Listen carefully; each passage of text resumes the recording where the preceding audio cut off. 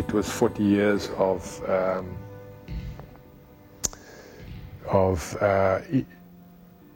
injustice.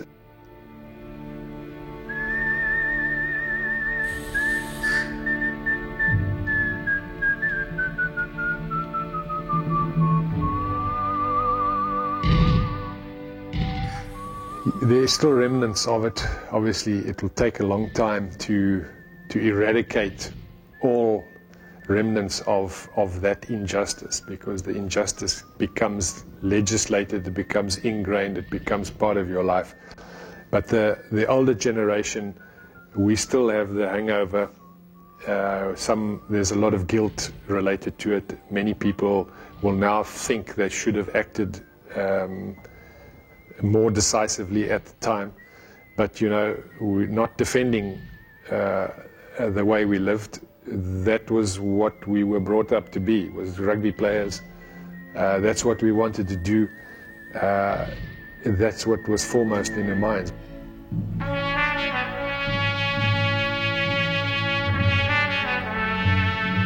We all know that the history of South Africa, it was a whole lot of racism. Apartheid is part of our history.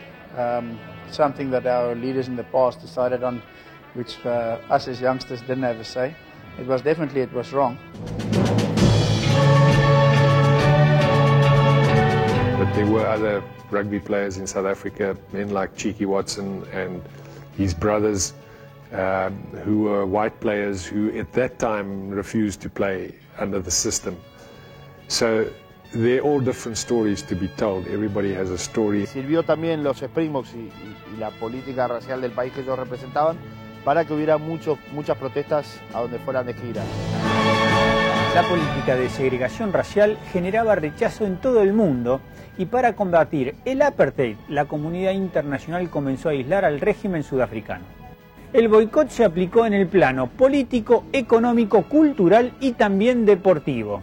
Por eso, desde fines de los 60, la competencia internacional se hizo escasa para los Springboks. We were pariahs in the rest of the world. In the years of isolation, we couldn't play rugby against the rest of the world. It was very frustrating because, we could never show ourselves against the rest of the world. But as a sportsman, for us, it was difficult to understand because, we're not politicians, we're only sports people. There were sanctions, which was something that I think personally it was good because there was a whole lot of politics that were taking place in South Africa. But later on, I realized how important sanctions were to get South Africa to change its policies. We needed to integrate black and white. So they actually did a very good thing.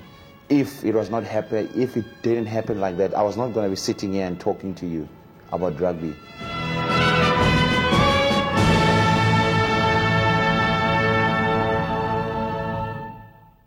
El tema de la segregación racial la venían teniendo hace mucho tiempo. De hecho, habían solicitado que cuando viajaran los All Blacks no viajaran con jugadores nativos. No se animaban a decir negros o de raza, porque en realidad los All Blacks a lo sumo tienen maoríes, o en esa época tenían descendientes de gente del Pacífico Sur.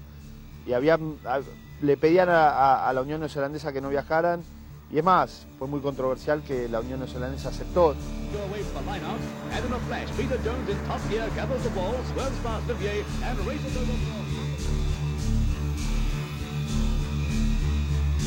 Eran pocos los equipos que se medían con los Springboks. Una de las excepciones fueron los British Lions, que llegaron a Sudáfrica en 1974. Gerald Davis, una de las estrellas británicas de la época, se negó a participar de la gira. I'd been to South Africa on a couple of occasions. I'd been there in 67 and in 68, and the opportunity came to go to the Lions in 74. And it's a beautiful country, it's a wonderful country, lovely people there. But when the chance came in 1974, I couldn't go with the Lions again. I was not personally comfortable with the social side in South Africa. The apartheid was very strong.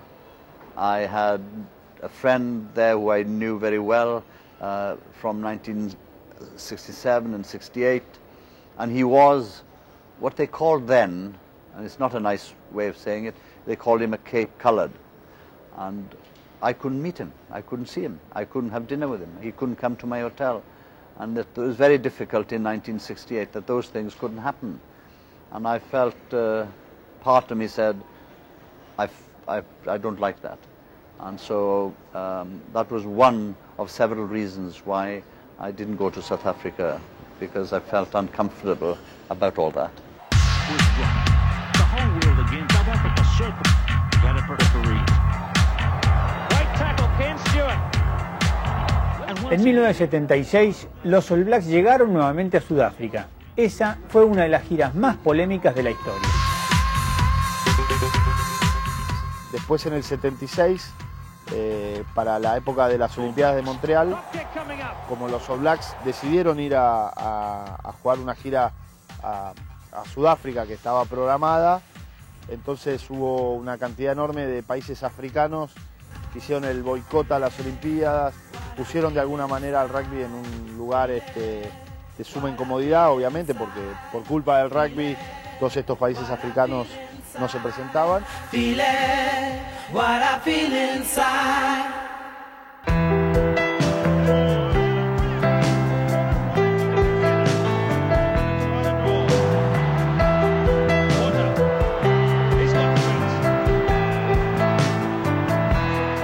el 81 los Springboks finalmente viajan a Nueva Zelanda, a países al que no habían ido desde el 65, creo. And it was a very political tour, because a lot of the country were against playing against the Springboks because of their racially selected sides. Al llegar a Nueva Zelanda, obviamente se encontraron con una férrea oposición, el país totalmente dividido. El boicot, la policía peleando contra manifestantes, contra la política racial sudafricana, los jugadores encerrados podían salir de noche, vivían en casa de familia, pero a pesar de eso no suspendieron la gira.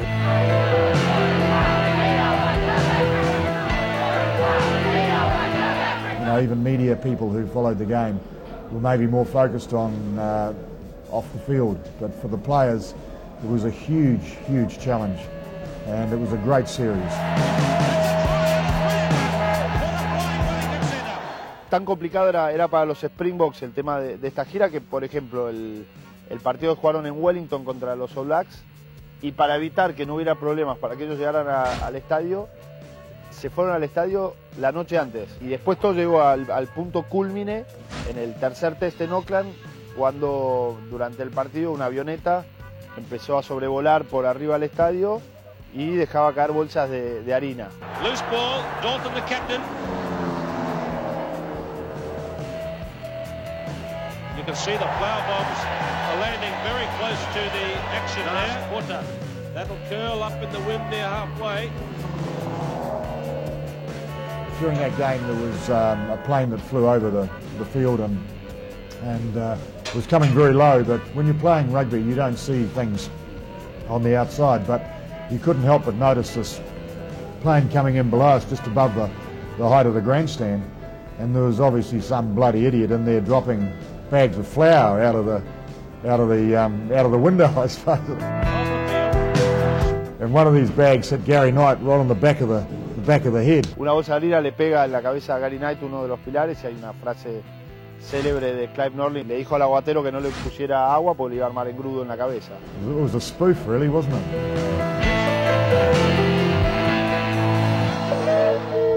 The Currie Cup became our big competition. And what became very important in South Africa was the Currie Cup. That was our test arena, because we couldn't play against the international team.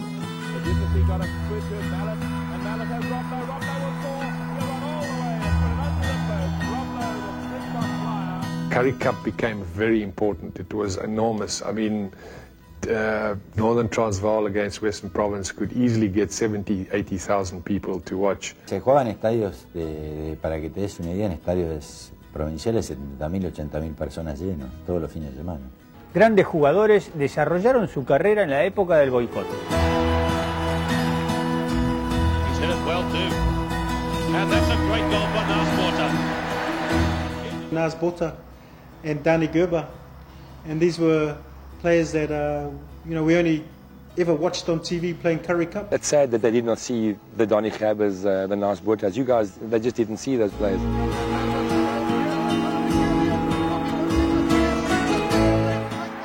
The rest of the world didn't see Nas Botha when he was at the prime of his life. Probably one of the best kicking fly halves in the world. He was very clever. He understood rugby extremely well. He was talented. He could win or lose a game, just himself.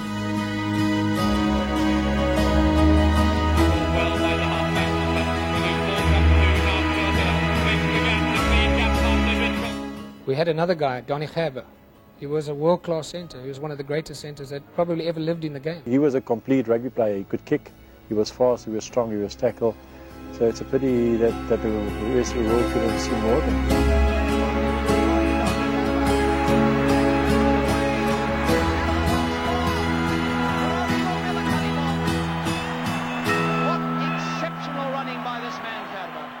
You could sit here for a long time telling those names, and the world never had the opportunity to see those South African rugby greats. And it was difficult for South Africa because they could never compare where they were in the world. And fortunately, they had the opportunity to come to Argentina, whether it be under the Pumas or the Jaguars, to gauge, because the Pumas and the Jaguars were playing the rest of the world and they could gauge their ability then. And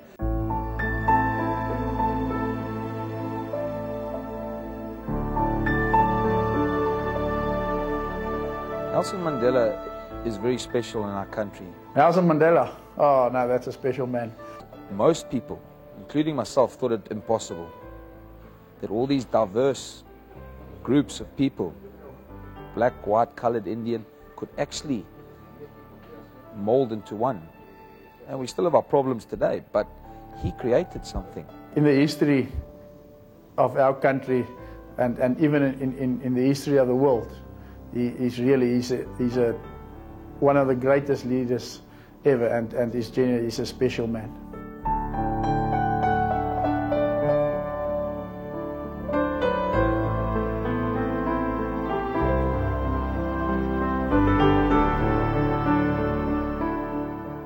Decir que realmente logró el milagro de cambiar un país con muy poco derramamiento de sangre y con un discurso de paz y de armonía. He's very humble, and it's a miracle what happened in our country, and I believe the miracle is because of that man.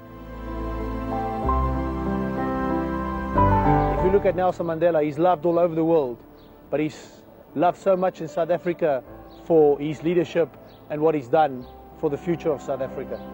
Los ojos del mundo empezaron a mirar hacia Sudáfrica y ya nada fue lo mismo.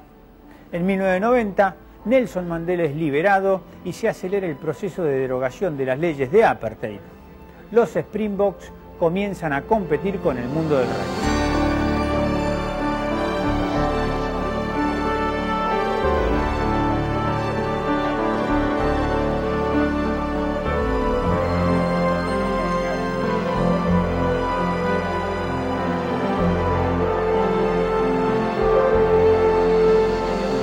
I grew up in the 70s, watching many All Black teams go to South Africa and fail, and there was just a mystique about South Africa growing up, and to have the privilege of being in the 1992 team that visited South Africa for the first time in about 15 years was very, very special. And I even remember when we got off the plane, when we landed, the boys were kissing the ground on the tarmac at the airport, because it was like we couldn't believe that we were privileged to be the ones going to play South Africa and to play the Springboks again.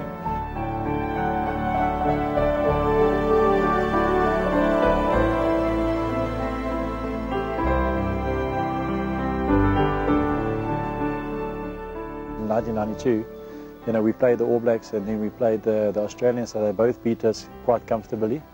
When we came back, I think we came back thinking, oh, we can just take on where we left off. We can still be the best in the world. And what had happened in that period of time, like anything, the game had changed. El aislamiento que habían tenido les había generado nada, si querés, falta de roce internacional. We thought we were the world champions in terms of like we were better than the other countries. Les llevó un tiempo a acomodarse, hasta el Mundial, que después lo terminan ganando. And then back in 1995, you know, we were on top of the world again.